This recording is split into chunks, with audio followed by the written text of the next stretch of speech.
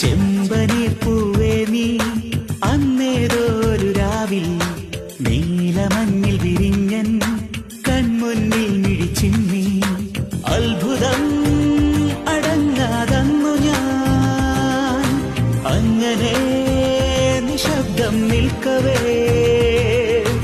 എങ്ങുപോയി പ്രകാശം നൽകി നീ നിൽക്കയാ